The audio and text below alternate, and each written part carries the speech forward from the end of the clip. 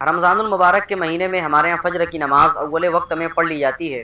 تو اس کی وجہ ذہن میں رکھنی چاہیے، ورنہ اس پر بہت واویلا مچایا جاتا ہے، حالانکہ ویسی کوئی بات نہیں ہے۔ دیکھیے، ہر نماز کا ایک اول وقت ہوتا ہے اور ایک آخر وقت ہوتا ہے۔ اول سے لے کر آخر تک درمیان کا جتنا وقت ہے، اس میں جس وقت بھی آپ نماز پڑھ لیں گے آپ کی نماز ادا ہو جائے گی، لیکن اس میں بھی ایک مستحب وقت ہوتا ہے، جیسے فجر کی نماز میں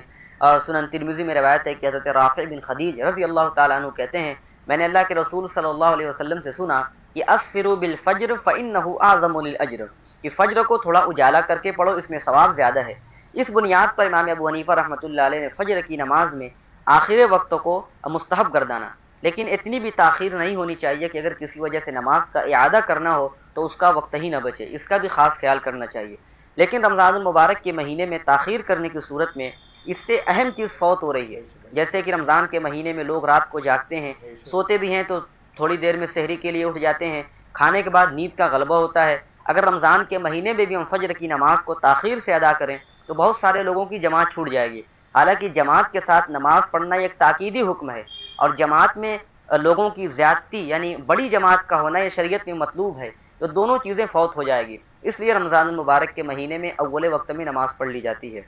اور جو آخر وقت میں نماز پڑھنا ہے وہ مستحب ہے، کوئی لازم و ضروری نہیں ہے کہ اگر اس سے پہلے کوئی نماز پڑھے گا تو اس کی نماز ہوگی ہی نہیں، لیکن غیر رمضان میں یہ صورت نہیں پائی جاتی، اس لیے آخر وقت میں نماز کو پڑھا جاتا ہے۔ اگر ہم پوری سال اول وقت میں نماز کو پڑھیں، نماز تو ادا ہو جائے گی، لیکن جو ثواب کی زیادتی حدیث میں کہا گیا وہ نصیب نہیں ہوگی۔ اس لیے بس یہی حقیقت ہے، اس پہ تو لڑائی اور جھگڑے کی کوئی بات ہی نہیں ہے، اس کو سمجھنے کی ضرورت ہے۔